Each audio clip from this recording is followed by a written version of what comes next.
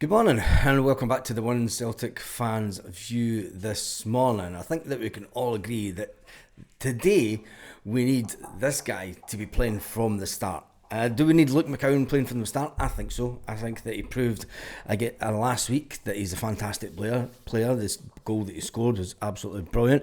I'll give you my predicted team in just a minute, but let's get in some Celtic news first of all. And there's a lot of people talking about the teams and predicted lineups, etc. But there's one thing for sure, with Aberdeen at rock bottom at the SPFL, which is a shock to anyone that remembered the way they started the season last year. But Celtic returned to action today with a trip up to the Granite City. Buses will be up and everyone will be talking about banter, obviously from the scoreline last night. They will be talking about Bossack of a transfer window, and let's face it, we'll leave that this morning, won't we? And everything is all set up today for it to be a fantastic game. Aberdeen are the team that won the Scottish Cup final. Celtic will want to rectify that result. Ahead of kick-off, we will be starting 1.5 hours before kick-off as normal, before the team is announced, and we'll debate whether our predictions are right for the team. And then once the team is out, we'll see what the predicted scorelines may be. Will it be a revenge mission? I think so. I think there are certain Celtic players within the team that were really hurt after the Scottish Cup final, and they will want to rectify that today to show that it was a one-off game, the Scottish Cup final. Aberdeen will look at it as if to say, well, we don't want to revert back to the arse whippings of last season, because let's face it, Celtic scored on numerous occasions. We scored 5 goals against Aberdeen last season, which was fantastic for us, and we went into the Scottish Cup final a little bit overconfident, didn't we? We didn't expect the team just not to turn up the way that they did towards the end of last season. But this is a new season. It's a busy month for Celtic. Obviously, we've got Falkirk in the Cup. With Aberdeen today, Falkirk in the Cup, a UEFA's Champions League playoff rounds to play, and then we ended the month off against that lot across the city, who, let's face it, 2 draws at their first league game day 1, 2 draws, and let's not even talk about the standards of the refereeing, because I got sent quite a few videos of the referee for the goal that was that was ultimately ruled off by VAR. You notice that the linesman kept his line down. Talking about linesmen, who are the linesmen for the game today, and who's the team predicted for today? It's going to be Schmeichel, Tierney, Carter Vickers, Scales, Johnson at the back, McGregor, Hattati, Engels, but I think Engels will come back into it because he needs to start getting game time with the view to the Champions League game coming up. He will be used in the Champions League. Whether you like him or not, whether you think that it's £11 million down the drain, he will be in the team. Up front, you're going to be, today, I think it'll be Adam Ida, James Forrest and Dyson Maeda will be the attacking. Now, people will say Johnny Kenny's just got that new contract. Yeah, but Johnny Kenny's going to get put out on loan before the end of the transfer window. I think that's what will happen. Brendan Rodgers, we spoke about it. I think it's great news. Johnny Kenny did get that new extended deal to 2029. Fantastic news.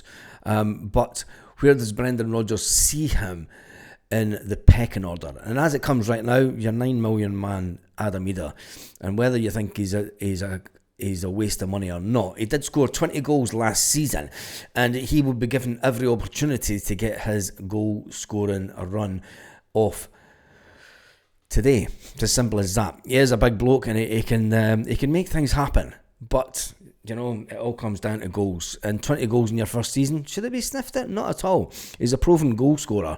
But anyway, when it comes to the referee, it is John Beaton. Beaton takes charge with David. Who cares about the assistants? It's the VAR that you want to talk about, isn't it? Andrew Dallas and VAR. Just saying. And let's put it this way. We need to stop hitting the post today. We need to start taking shots from outside the box. We need to start making sure that our shots are on target.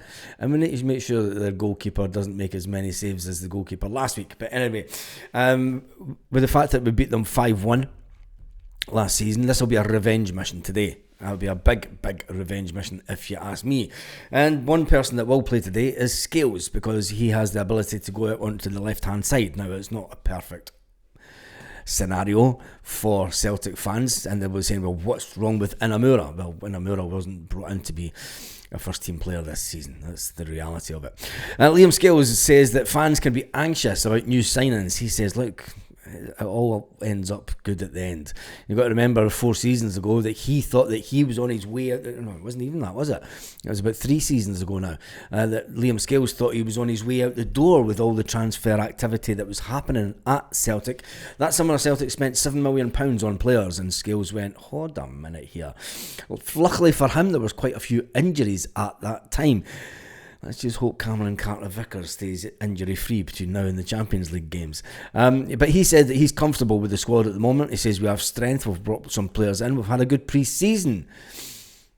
And people forget about that. I mean, there wasn't a lot of bad results. I mean, we weren't playing as good as we were the pre-season before. The manager wasn't as happy as he was the pre-season before. But with 1 or 2 more players to be added before the end of the window, I think that we'll be in a really strong place. Scales says that fresh faces for competition in the heart of defence. Look, we've brought in a young, highly rated England cap in Jamal Simpson-Pusey from Manchester City. Scales, I relish it, he says. You know, bring it on. Having been the man that has played beside Cameron Carter-Vickers so much of last season after bringing in Austin Trusty on the bench, will Jamal Simpson-Pusey be on the bench this weekend? Will he even get a start? Will he push Scales out? Or will Scales have went in training and went, mate, you're not getting in front of me, and just upped his game? And if he does do that and he ups his game and he ups his level, Scales is a brilliant player. We all know the little downside of Scales, the old shirt pulling stuff that he does when he loses out on a bit of pace. But having become a first team starter over the last couple of years and seen many players come and go in the defence, let's face it, for big money, more money than what Scales was brought into Celtic for. At the start of every season, every transfer window, the manager is always looking to bring in players to strengthen the squad. You can't ever get complacent. And you forget that Scales is 27 now. So he's coming into a bit of a game at his age, isn't he? He's kind of coming into where he should be up in his game a little bit more. He does say that he thinks that it keeps everyone at the top of their game, because there's always someone in your position that's going to say, I'm better than you, mate. But the manager thinks it's brilliant. I've learned a lot from the manager. I really enjoy playing for him. It's been a really good past 2 seasons. I'm hoping it just continues and we just keep playing football and doing the jobs he's asked us to do and asked me. This has been the best couple of years of my career, says Scales, and I'm hoping it continues this way. Scales is keen for Rogers to extend his contract. Scales, don't talk about contract talks with the manager. Just we'll end that there. And then we'll go on to Adam Ida, because another Irish player that has been kind of get a lot of stick at the start of the season. He has been given a lot of stick, and Brendan Rodgers didn't play him as much during the pre-season. Didn't give him a lot of game time.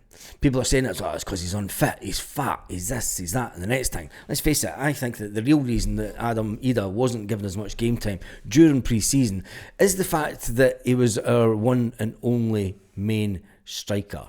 And that's more than likely to be the real reality of the situation.